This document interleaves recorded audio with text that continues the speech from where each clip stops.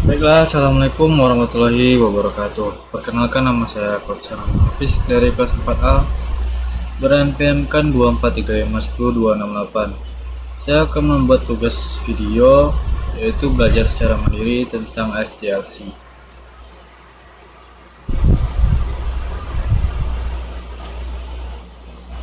Metode SDLC, Software Development Life Cycle, adalah proses pembuatan dan pengubahan sistem serta model dan metodologi yang digunakan untuk mengembangkan sistem rekayasa perangkat lunak. Metode SDLC hadir untuk membantu kamu dalam pengembangan produk. Metode ini memiliki banyak jenisnya, tapi di sini kita fokus membahas 4 metode saja ya. Berikut adalah 4 metode SDLC pengembangan software.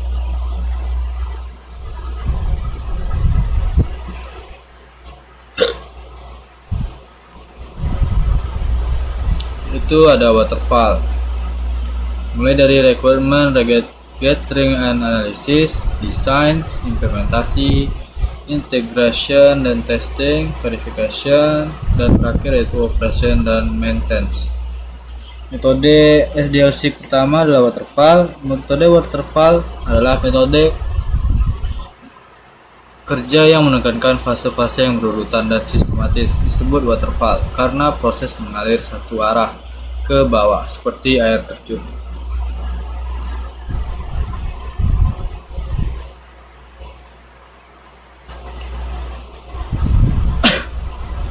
Metode waterfall ini harus dilakukan secara berurutan sesuai dengan tahap yang ada.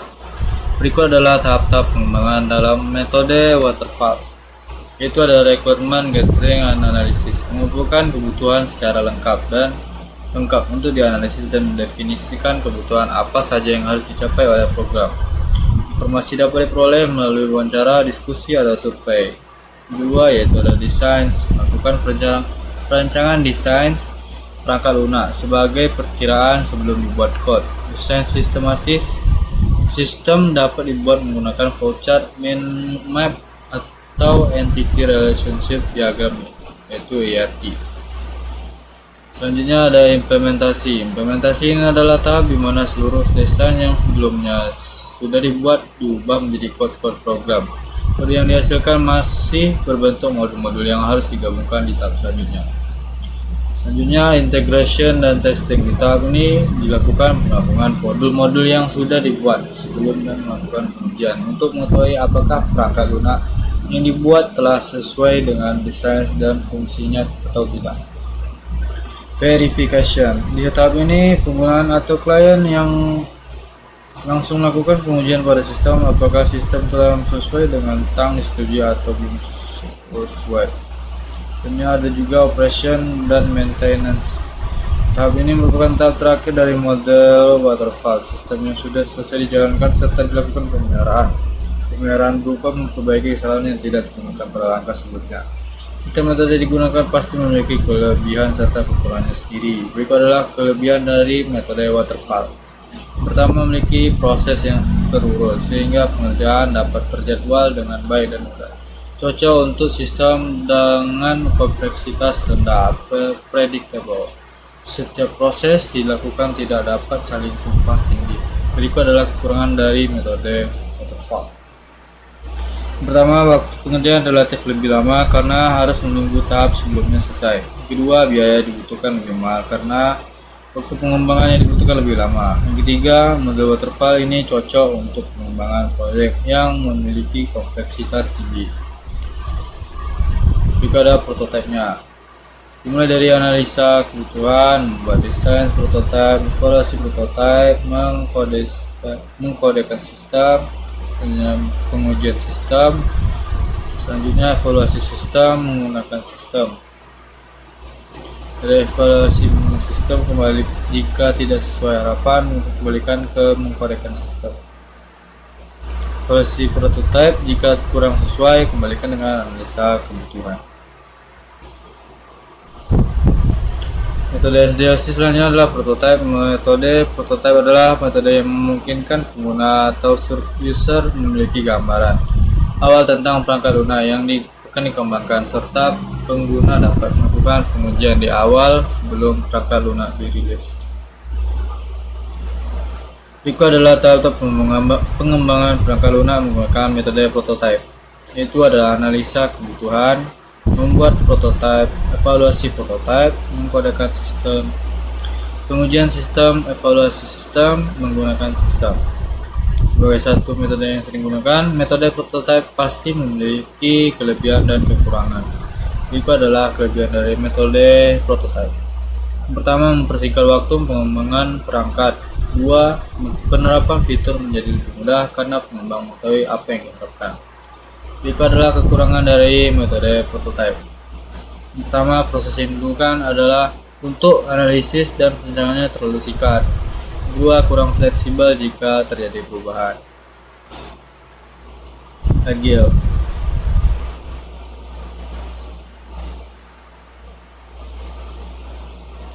Mulai dari plan, design, develop, test, deploy, review, dan launching. Metode SDLC ketiga adalah Agile. Metode Agile adalah metode yang fleksibel di mana pengembangan dilakukan dalam jangka pendek, namun diperlukan adaptasi yang cepat dari developer terhadap perubahan dalam bentuk apapun. Tujuan Agile yaitu high value dan working up system, menghasilkan produk dengan kualitas yang baik dan memiliki nilai jual yang tinggi. Kedua, iteratif, incremental, dan evolusional. Pengembangan dapat dilakukan secara iteratif, berulang-ulang, dan dapat mengalami perubahan jika diperlukan. Selanjutnya, cost control dan value driven development. Pengembangan perangkat lunak dapat disesuaikan dengan kebutuhan pengguna, dan tim dapat dengan cepat merespon kebutuhan, sehingga waktu dan biaya pembuatan dari perangkat lunak dapat dikendalikan. Ada high quality production. Kualitas dari perangkat lunak tetap terjaga meskipun waktu dan biaya lebih sedikit. Flexible dan risk management. Meminimalisir terjadinya kesalahan pada program ataupun produk sebelum dilakukan proses deploy aplikasi. Kolaborasi ini dilakukan oleh setiap tim pengembang untuk mendiskusikan feedback yang diberikan oleh klien. Selanjutnya, self-managing teams. Pengembang diberikan akses untuk manajemen sendiri urusan software development, sehingga seorang manajer hanya bertugas sebagai penghubung antara pengembang dengan klien, sehingga dapat mengurangi terjadinya miskomunikasi. Selanjutnya ada Fontines.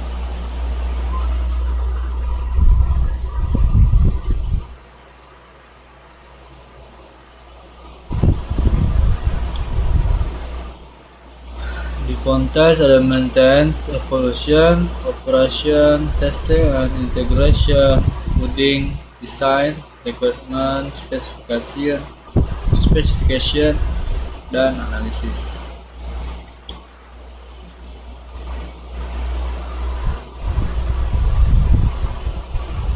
Metode SDLC yang terakhir adalah Fontine.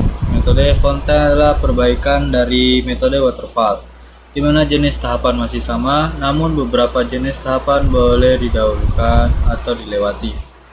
Tapi adalah tahapan yang tidak bisa dilewati, contohnya seperti kamu memerlukan desain sebelum melakukan implementasi. Jika hal tersebut dilewati, maka akan ada tumpang tindih. Berikut adalah tahap-tahap pengembangan perangkat lunak menggunakan metode Fontine. User Requirement Specification. Mencari tahu apa saja yang dibutuhkan oleh pengguna dalam perangkat lunak yang sedang dikembangkan. Kedua yaitu Software Requirement Specification, penyesuaian perangkat lunak dari sisi pengguna. Selanjutnya System Design, pembuatan desain sistem yang akan dibuat sebelum diimplementasikan. Selanjutnya ada juga Program Design, pembuatan desain yang lebih sempurna dan hampir mendekati hasil akhir dari perangkat lunak. Selanjutnya ada implementation. Di tahap ini dilakukan implementasi sesuai dengan desain yang sudah dibuat di tahap sebelumnya. Program testing unit. Dalam tahap ini uji coba terhadap unit yang dibutuhkan dalam perangkat lunak yang dikembangkan. Selanjutnya ada program testing system. Di tahap ini dilakukan uji terhadap sistem dari perangkat lunak sebetulnya sebelum perangkat lunak digunakan. Selanjutnya ada program use. Dalam tahap ini dilakukan pengejaran kepada pengguna untuk menggunakan perangkat lunak yang telah dibuat. Selanjutnya ada software maintenance. Biasanya dalam tahap ini dilakukan perawatan terhadap perangkat lunak yang sudah dibuat. Perawatan dapat berubah update sistem atau perbaikan kesalahan atau bug yang ada. Karena metode